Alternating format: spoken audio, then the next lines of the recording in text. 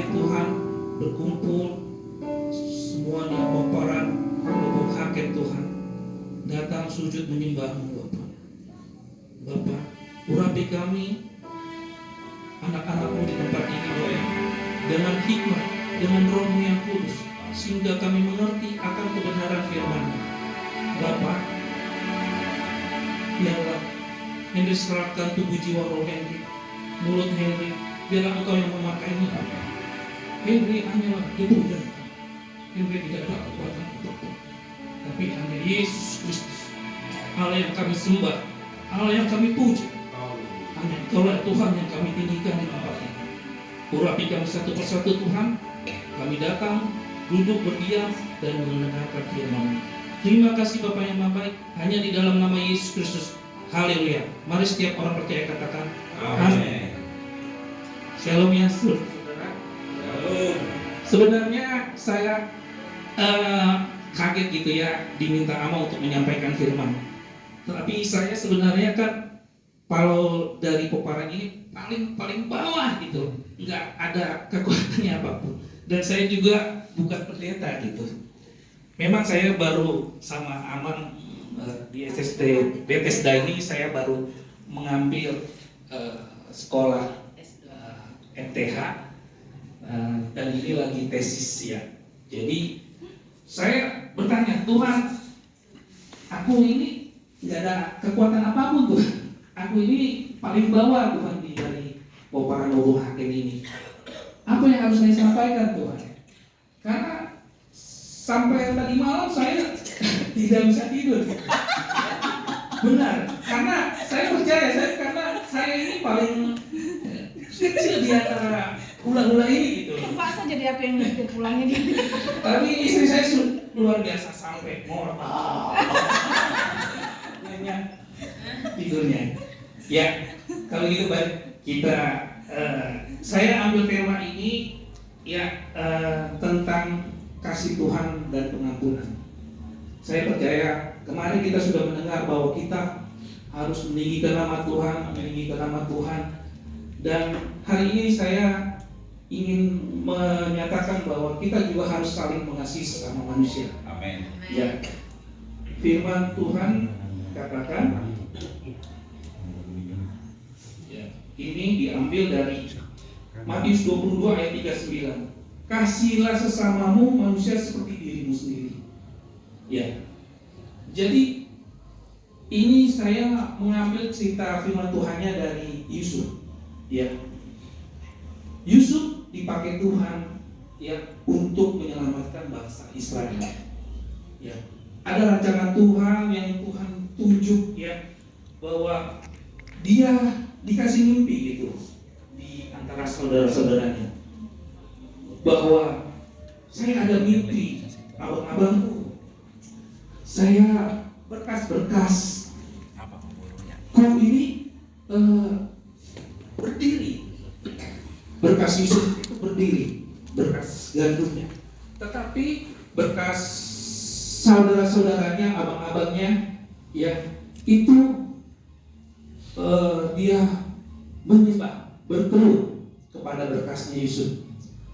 Nah, ini menandakan bahwa dia cerita ke abang-abangnya, ya, bahwa Tuhan, abang-abangnya bilang, masa saya ini harus menyembahmu? Tetapi Tuhan kasih lagi mimpi yang kedua, ya, Tuhan memberikan mimpi yang kedua bahwa matahari, bulan, dan bintang-bintang itu sujud menyembah Yusuf gitu. Nah, ini menekankan bahwa abang-abangnya marah gitu. Kenapa? Timbullah iri hati pada Yusuf. Dia itu kan anak mami gitu. Dia anak mami yang gimana ya? Lebih pengalamannya kalau di keluarga Israel itu ya ada Ruben, Naftali, abang-abangnya gitu. Dan kalau Yusuf dan Binyamin itu adalah dari anaknya Rahel ya. Jadi tidak diperhitungkan lah dari abang-abangnya. Kenapa kamu ngomong seperti itu? Timbullah sakit hati ya dari abang-abangnya. Nah, dari sini saya mengambil ya bahwa mimpi yang diberikan Tuhan itu pertama, kasih Tuhan itu menyatakan visi dan misi.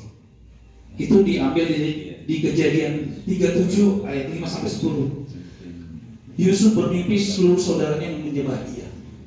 Nah, tapi dia tidak di situ aja.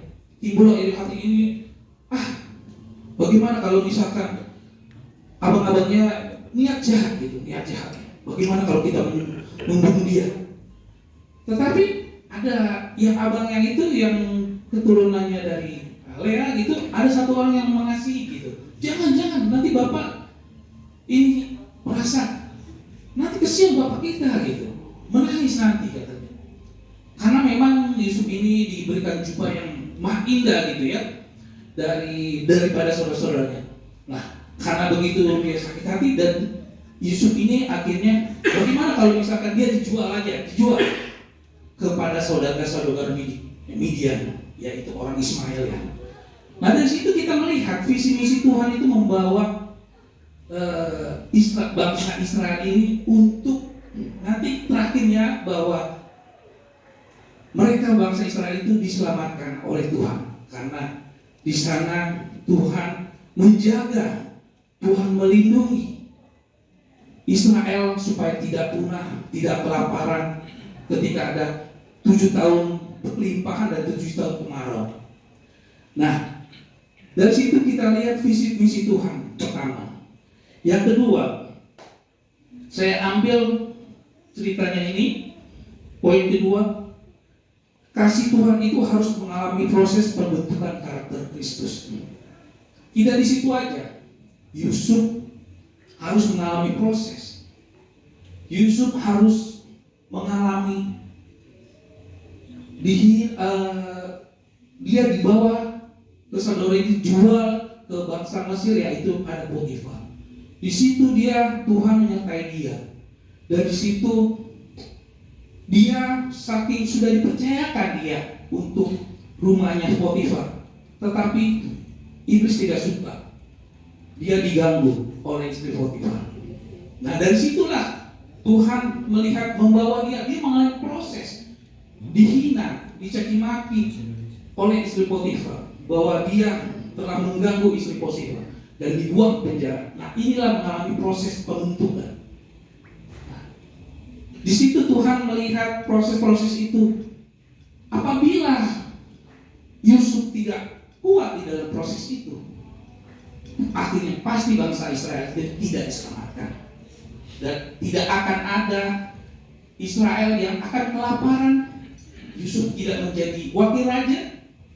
Nah, disitulah Tuhan ikut serta di dalam proses itu, sehingga Yusuf dibawa penjara, disayangi oleh Tuhannya, bahwa dia juga di sana diproses, ketemu dengan pembawa roti dari Raja Mesir dan juga pembawa minuman.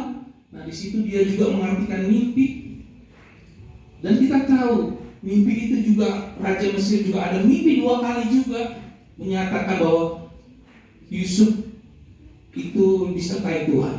Ya, oke, saya tidak terlalu lama. Nah, dan yang ketiga, poin yang ketiga adalah kasih Tuhan itu harus bisa mengampuni, melupakan dan mengasihi musuh kita. Dan ketika terus Yusuf sudah dipakai menjadi wakil raja, datanglah abang-abangnya yang tidak tahu bahwa Yusuf itu menjadi wakil raja. Dan Yusuf bilang, akulah dia adikmu itu. Langsung abang-abangnya ketakutan. Yusuf, jangan kau bunuh kami. Tidak, saya mengampuni kalian. Ini adalah bahwa saya menyelamatkan bangsa kita, bangsa Israel. Saya tidak sakit hati, saya tidak ada iri hati. Yusuf melepaskan pengampunan. Dan Yusuf tidak mengingat-ingat lagi. Dan Yusuf juga mengasihi abang-abangnya. Seperti Yesus bilang, kasihilah sesama manusia seperti kau mengasihi dirimu sendiri. Karena itu, marilah kita sebagai opung hakim ini. Saya nggak tahu kenapa saya harus ngomong bicara seperti ini gitu. Nggak tahu kenapa tentang kasih dan pengampunan. Aku tanya itu kenapa Tuhan? Aku kan belum terlalu paham dengan hula-hula saya, amang-amang saya. Saya baru Tuhan, baru pertama di pesta bonak tahun ini. Saya nggak ngerti gitu loh kondisi di dalam keluarga ini gitu. Tapi Tuhan bilang, udah, kamu sampaikan aja apa yang saya tahu di hatimu.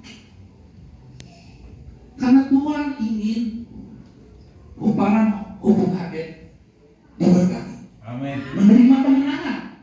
Tidak ada lagi sakit hati, tidak ada iri hati. Amin. Dan bisa melepaskan pengampunan. Karena di dalam 2024 ini kita tidak tahu apa yang terjadi di hari ke depan.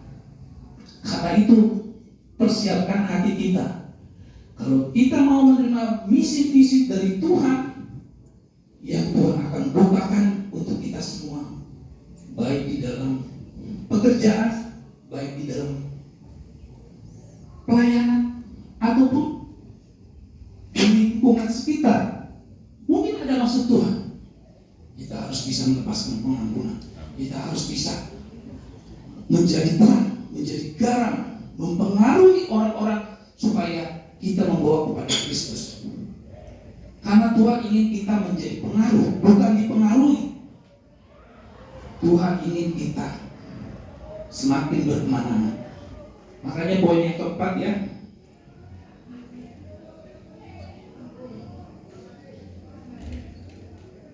kasih Tuhan itu menyatakan berkat dan kemenangan.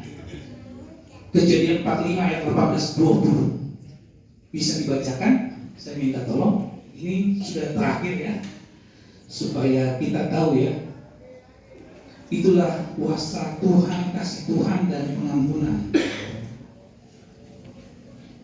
Kejadian 45 ayat 18-20 bisa dibacakan.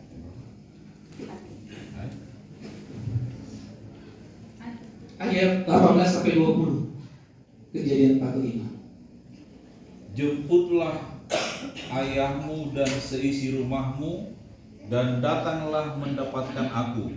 Maka aku akan memberikan kepadamu apa yang paling baik di tanah Mesir, sehingga kamu akan mengecap kesuburan tanah ini. Selanjutnya engkau mendapat perintah mengatakan kepada mereka, buatlah begini, bawalah kereta dari tanah Mesir untuk anak-anakmu dan istri-istrimu. Jemputlah ayahmu dan dari sana dan datanglah kemari. Jangan kamu merasa sayang meninggalkan barang-barangmu, sebab apa yang paling baik di seluruh tanah Mesir ini adalah milikmu. Ya, itu janji Tuhan. Kita akan mendapat berkat dan kemenangan seperti Yusuf. Kita adalah opung hakim. Kita akan mengalami kesembuhan. Kita akan mengalami berkat-berkat Tuhan. Kita akan mendapatkan promosi. Anak-anak kita akan menjadi lebih pintar dari orang-orang dunia ini 10 kali lipat yang tadi kemarin disampaikan. Ya, itulah kemenangan itu di dalam Tuhan. Ya, paling itu aja. Terima kasih Yesus, aku sudah sampaikan kebenaran firman-Mu ini. Mari kita bangkit berdiri.